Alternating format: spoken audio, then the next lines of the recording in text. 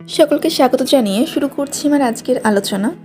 আজকে আমরা আলোচনা করতে চলেছি বিশ্ব সাহিত্যের এক কালজয়ী সৃষ্টি নিয়ে। আমাদের আজকের আলোচনার বিষয় গ্রিক নাট্যকার সফোক্লিসের অমর ট্র্যাজেডি ইডিপাস। ভাগ্যের নির্মম পরিহাস কাকে বলে, আর নিয়তির হাত থেকে মানুষ কিভাবে চাইলেও পালাতে পারে না, তার সবচেয়ে বড় উদাহরণ হলো এই ইডিপাস। খুব সহজ ও প্রাঞ্জল ভাষায় পুরো গল্পটা আজকে তুলে ধরার চেষ্টা করব। তো গল্পের গভীরে যাওয়ার আগে আমাদের একটু অতীতে ফিরে যেতে হবে। গ্রিসের থিবিস শহরের রাজা ছিলেন লেয়াস এবং তার রানী ছিলেন জোকাস্টা।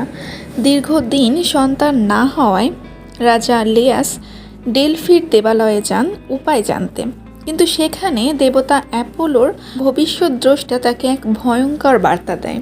ভবিষ্যৎবাণীতে বলা হয় যে, হে রাজা, আপনার যে সন্তান জন্ম নেবে সে বড় হয়ে নিজের জন্মদাতা পিতাকে হত্যা করবে এবং নিজের আপন মাতাকে বিবাহ করবে।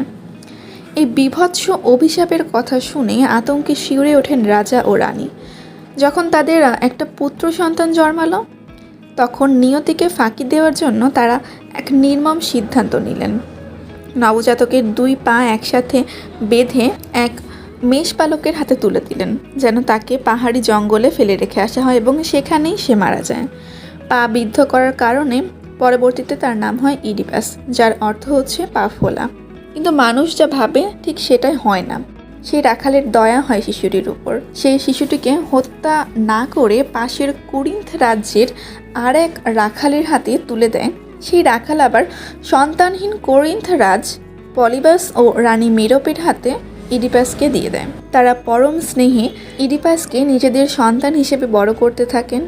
ইডিপাস জানতেও পারল না যে সে আসলে কোরিন্থ রাজপুত্র নয়। ইডিপাস যখন যুবক হলো, তখন সেও একদিন ডেলফির দেবালয়ে গিয়ে সেই একই অভিশাপের কথা শুনতে পায়। সে তার পিতাকে হত্যা করবে এবং মাতাকে বিবাহ করবে। ইডিপাস তার বাবা মাকে ভীষণ ভালোবাসত, তাই সে ভাবলো সে যদি কোরিন্থ ছেড়ে বহু দূরে চলে যায় তবে আর এই পাপ তাকে ছোবে না। সে তার বাবাকে হত্যাও করবে না, তার মাকে বিবাহ করবে না। সে রাজ্য ছেড়ে পালিয়ে গেল। কিন্তু ভাগ্যের নির্মম পরিহাস, যে পাপ থেকে বাঁচতে সে কোরিন্থ ছাড়ল, সেই পথই তাকে নিয়ে গেল তার আসল নিয়তির দিকে। পথের মধ্যেই এক তেমাথার মোড়ে অভিজাত বৃদ্ধের রথের সাথে ইডিপাসের সামান্য ধাক্কা লাগে এবং তর্কাতর্কি হয়। অহংকারী ইডিপাস রাগের মাথায় আক্রমণ করে বসে সেই বৃদ্ধর উপর এবং তাকে সহ তার সঙ্গীদেরকে হত্যা করে। ইডিপাস ঘুণাক্ষরেও জানতে পারল না ওই বৃদ্ধ আর কেউ না, এই বৃদ্ধ ছিল তারই জন্মদাতা পিতা থিবিসের রাজা লেয়াস। এদিকে থিবিস শহরে তখন এক ভয়ঙ্কর দানব তাণ্ডব চলছিল, যার নাম ছিল স্প্রিংস।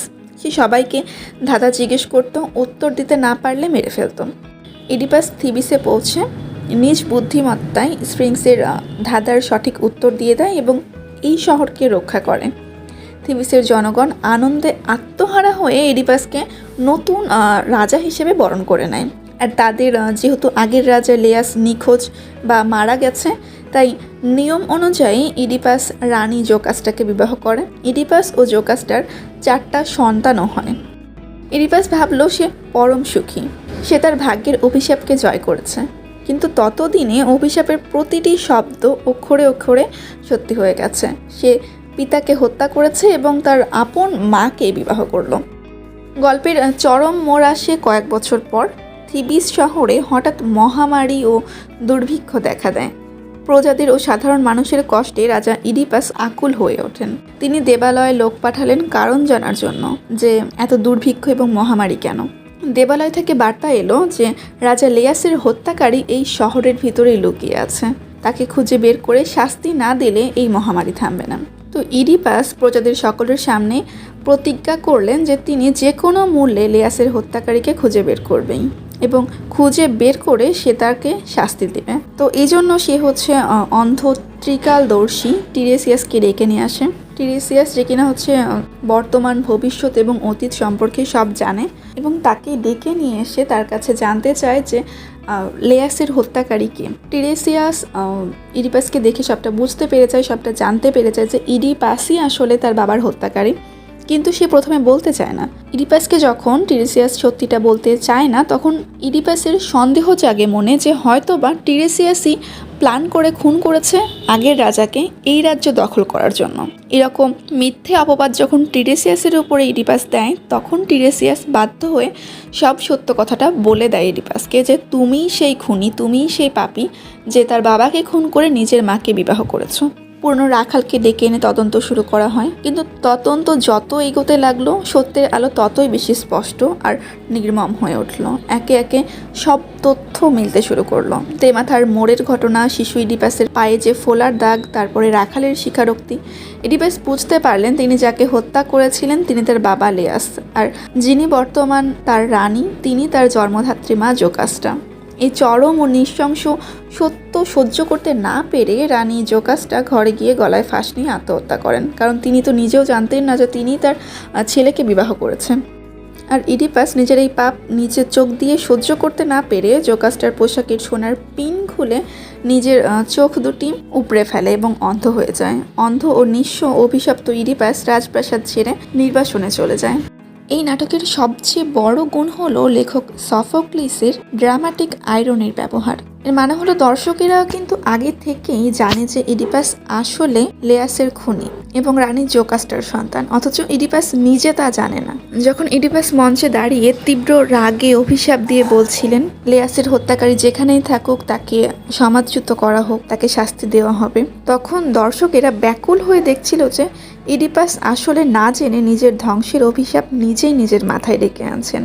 সত্যের পেছনে তার এই অন্ধের মতো ছুটে চলাই নাটকটাকে তীব্র নাটকীয়তা দিয়েছে। এই নাটকটাতে চমৎকার একটা বৈপরীত্য দেখা যায়। থিবিস শহরে অন্ধ ঋষি টিরেসিয়াস চোখে দেখতে পেতেন না, কিন্তু তিনি সত্যটা পরিষ্কার জানতেন। অন্যদিকে ইডিপাসের দুটো সুস্থ ও সুন্দর চোখ থাকা সত্ত্বেও সে ছিল অন্ধ। সে নিজের আসল পরিচয় ও সত্যটা দেখতে পাচ্ছিল না। নাটকের শেষে ইডিপাস সত্যটা জানতে পারলেন, তখন তিনি নিজের চোখ দুটো উপড়ে ফেললেন, যেন লেখক আমাদের বোঝালেন ভেতরের সত্য উপলব্ধি করার জন্য বাহ্যিক চোখের চেয়ে হৃদয়ের বোধটুকু কত বেশি প্রয়োজন। গল্পটা শেষে আমাদের মনে প্রশ্ন জাগতেই পারে, ইডিপাসের অপরাধটা ঠিক কোথায় ছিল? সে তো বাবা মাকে ভালোবাসতো, পাপ থেকে বাঁচতে পালিয়ে গিয়েছিল, প্রজাদের কথা ভাবতো, তবে কেন তার এই পরিণতি? কিন্তু এইখানেই আসে হচ্ছে গ্রিক ট্র্যাজেডি আর শেক্সপিয়র ট্র্যাজেডির মূল পার্থক্যটা। শেক্সপিয়ারের ট্র্যাজেডিতে নাটকের প্রধান চরিত্র বা নায়ক নিজের ভুল বা অহংকার বা মন্দ কোনো সিদ্ধান্তের কারণে নিজের ধ্বংস হয়, অর্থাৎ সেখানে নায়ক নিজেই তার পরিণতির জন্য দায়ী। অন্যদিকে গ্রিক ট্র্যাজেডি, যেরকম এই যে সফোক্লিসের ইডিপাস, এই ট্র্যাজেডিতে নায়ক কিন্তু দায়ী নয়। এখানে প্রধান চালিকা শক্তি হলো ভাগ্য বা নিয়তি। দেবতা বা নিয়তি ইডিপাসের জন্য যে পরিণতি লিখে রেখেছিল, মানুষ হিসেবে তা এড়ানো ইডিপাসের পক্ষে অসম্ভব ছিল। ইডিপাস ভেবেছিলেন তিনি বুদ্ধি দিয়ে ঈশ্বর বা দেবতার লেখা ভাগ্যকে বদলে দেবেন।